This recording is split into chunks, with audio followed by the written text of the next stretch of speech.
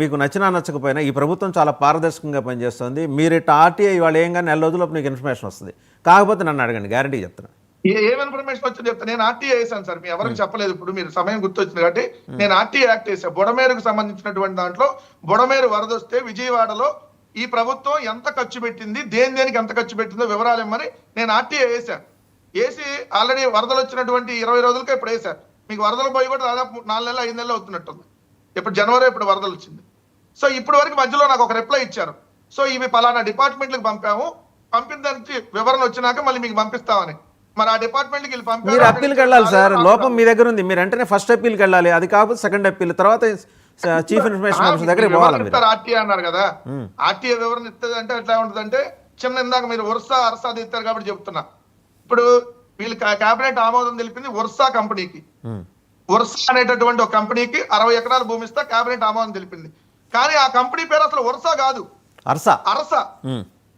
ఎంత దారుణం చూడండి. కేబినెట్ అప్రూవల్ ఒక మంత్రి మండలి ఏ కంపెనీకి ఎంత ల్యాండ్ అలాట్ చేస్తున్నారో కూడా తెలియనంటే దిక్కుమాలిన స్థితిలో ఉందా? అంటే పేరు తెలియకుండా పేపర్ మీద రాసిస్తే వాసుదేవన్ గారు ఎందుకు 2-3 రోజుల్లో జీవో వస్తుంది కదా, 99 టీవీ అని రాసిచ్చేస్తే ఏదో తెలియకుండా ఇచ్చేస్తారా భూములు?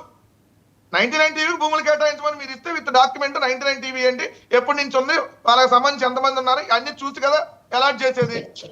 అది 9 టీవీయా 99 టీవీ కూడా తెలియకుండా భూములు అలాట్ చేశారు. అట్లానే జీవో రాలేదు కదండి. జీవో వచ్చిన తర్వాత మాట్లాడదాం. నా ప్రశ్న ఏంటంటే ఇవాళ ఏంటంటే విజయసాయి రెడ్డి అమ్ముడు పోయాడు అంటే మీరు బీజేపీ మీద మోడీ మీద తిరుగుబాటు చేశారా? మీకున్న రహస్య ఒప్పందం, చీకటి ఒప్పందాలన్నీ రద్దయిపోయినాయా? మన లోకేష్ గారు ఢిల్లీ వెళ్ళి కలిసి చెప్పి వచ్చింది ఏంటంటే అకార్డింగ్ టు ఇన్ఫార్మ్డ్ సోర్సెస్, ఇలా జగన్మోహన్ రెడ్డి గారిని ఫలానా జూన్ 12వ తారీఖు ఉదయం 9:27 మేము అరెస్ట్ చేయబోతున్నాం, మా తెనాలి సిద్ధాంతి గారు ఆ ముహూర్తం పెట్టారు. సో మీ నోటీసులో ఉండాలి కాబట్టి మీరు కేంద్ర హోంశాఖ మంత్రి గారు కాబట్టి మీకు ఈ విషయం చెప్తున్నాం అండి. So arrest is imminent, inevitable, జరిగిపోతుంది. ఇవాళ విజయసాయిరెడ్డి అది తెలిసే విజయసాయిరెడ్డి బీజేపీకి అమ్ముడిపోయాడు లేదా చంద్రబాబు ముందు సాగిలబడ్డాడు. బీజేపీ మీద మీరు ఫైట్ చేస్తున్నారు, రేపు పొద్దున మిమ్మల్ని రక్షించేది ఎవరండి? ఇన్నాళ్ళు మిమ్మల్ని వాళ్ళు రక్షించారు కదా, ఒక్కసారిగా అలా ఫైట్ ఎలా చేస్తారు వాళ్ళ మీద? ఒక్క మాట నేను చెప్తాను సార్. మమ్మల్ని పైన దేవుడు, కింద ప్రజలే మమ్మల్ని కాపాడతారు. మాకెవరో బీజేపీయో కాంగ్రెస్ ఇదే మీరు అన్న రహస్య ఒప్పందాలు ఉంటే డైరెక్ట్ గా వాళ్ళ పొత్తు మేము పెట్టుకుంటాం కదా. మమ్మల్ని అడిగారు, చంద్రబాబు నాయుడు గారు కలిసి వెళ్ళినాక కూడా, వాళ్ళ పొత్తు కన్ఫర్మ్ అయినాక కూడా మమ్మల్ని అడిగారు మమ్మల్ని పొత్తు పెట్టుకోమని. ఇప్పుడు కాదు సార్, 3 సార్లు అడిగారు. 2014 అప్పుడు అడిగారు, 18లో వాళ్ళు విడిపోయినాక అడిగారు, 19లో అడిగారు, 24లో అడిగారు. కేబినెట్ లో జాయిన్ అమ్మారు, మంత్రి పదవులు ఇస్తున్నారు. మేము జాయిన్ అవ్వలేదు, మేము తీసుకోలేదు. మాకు వాళ్ళతో ఏ రాష్ట్రీయ ఎజెండా కానీ ప్రత్యక్ష ఎజెండా కానీ భవిష్యత్తులో కూడా ఉండదు. ఇది ఒక పాయింట్. 2, మీరు అన్న విజయసాయి రెడ్డి గారి గురించి సార్, ఇప్పుడు లిక్కర్కి సంబంధించిన కేసులో విజయసాయి రెడ్డి గారు నెంబర్ ఎంత? A3 కదా. ఇప్పుడు అరెస్ట్ అయిన గోవిందప్ప నెంబర్ ఎంత? A33 కదా. A33 ఆయన జైల్లో ఉన్నాడు, A3 ఆయన కనీసం బెయిల్కి అప్లై చేయాల.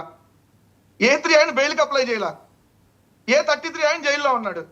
మరి మీరే అర్థం చేసుకోండి ఏం జరిగింది, ఏ విధంగా మరి విజయసాయి రెడ్డి గారిని కొన్నారా, అమ్ముడుపోయారా, లేదంటే ఇంకేదైనా రాజకీయ అవసరాల కోసం వెళ్ళిపోయాడా, లేదా ఈ వయసులో నాకెందుకులే మళ్ళీ ఈ కేసులు, ఈ ప్రభుత్వ వేధింపులు అని చెప్పి ఇంకా వాళ్ళకి సరెండర్ అయ్యాడా అనేది చూసేటటువంటి ప్రజలే అర్థం చేసుకోమన్నా. నేను A3 A33 ఇక్కడ మీకు అర్థమై ఉండాలి కదా. అరెస్ట్ చేయడం తర్వాత సంగతి తర్వాత దేవుడు ఎరుగు. A33 అరెస్ట్ చేసినప్పుడు A3 ఎందుకు అరెస్ట్ చేయాల? విజయసాయి రెడ్డి గారు A3, మరి ఆయన కూడా అరెస్ట్ చేయాలి కదా. మీ ఇంట్లో జరిగింది అనుకోండి సార్, మిమ్మల్ని అరెస్ట్ చేయరా? మీ ఇంట్లో బాంబు పదార్థాలు మీరు ఆయన అంటున్నారండి. నేను సూటి ప్రశ్న, మీరు ఆయన అంటున్నారు. ఇప్పుడు మాజీ ముఖ్యమంత్రి జగన్మోహన్ రెడ్డి గారికి అత్యంత సన్నిహితులు ఆయన ఒక 2-3 ఉన్నారు leaders, I don't want to name them. వాళ్ళలో ఒక ఆయన నేరుగా చంద్రబాబు గారికి కోవర్ట్గా పనిచేస్తున్నారు, మీ పార్టీ వాళ్ళు చెబుతున్నారు. ఎలా అరెస్టులు చేస్తారు? వాళ్ళని ఈయన ఎలా అరెస్ట్ చేయలేదో వాళ్ళని కూడా అరెస్ట్ చేయరు. మీరు ఈ వర్డ్ గుర్తుపెట్టుకోండి. 10 రోజుల తర్వాత మళ్ళీ మనం మాట్లాడుకుందాం. నేరుగా జగన్మోహన్ రెడ్డి గారికి సంబంధించిన మొత్తం సమాచారాన్ని ఆయన కోటరీ అని ఆయన తన ఆత్మ అని భావిస్తున్న వాళ్ళే అందజేసిన తర్వాత చంద్రబాబు గారికి మీరు ఎట్లా అంటారు సార్? విజయసాయి రెడ్డి ఆయన అమ్ముడుపోయాడు అంటే, అమ్ముడుపోయిన వాళ్ళు ఇంకా 2-3 ఉన్నారు. వాళ్ళ జాబితా కూడా రేపు పొద్దున మళ్ళీ ఇదే జగన్మోహన్ రెడ్డి గారు చెప్తారు అమ్ముడుపోయిన వాళ్ళ గురించి. మీరన్న విజయసాయి రెడ్డి గారు ఆ కోటాలోకి వస్తారు. ఎందుకంటే దాదాపు 2 సంవత్సరాల నుంచి విజయసాయి రెడ్డి గారి తీరు మీద అనేక అనుమానాలు మీడియా కూడా వ్యక్తం చేసింది. ఎందుకంటే చంద్రబాబు నాయుడు గారిని ఆయన పొగుడుతున్న తీరు, ఏదైతే చంద్రబాబు నాయుడు గారిని కారు దగ్గరుండి మరీ ఎక్కించినటువంటి తీరు, అవన్నీ చూసినాక ఎవరికైనా అనుమానం కలిగింది. దాంట్లో ఏముంది?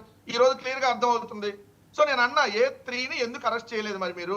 ఇదే విజయసాయి మస్తాన్ రావు గారు A3ని ఎందుకు అరెస్ట్ చేయలేదు, A33ని ఎందుకు అరెస్ట్ చేశారు, ఎలా అరెస్ట్ చేశారు, ఈయన అరెస్ట్ చేయకుండా ప్రోటోకాల్ ఉల్లంఘన ఎందుకు జరిగింది అనేది వెంకటరెడ్డి గారి ప్రశ్న.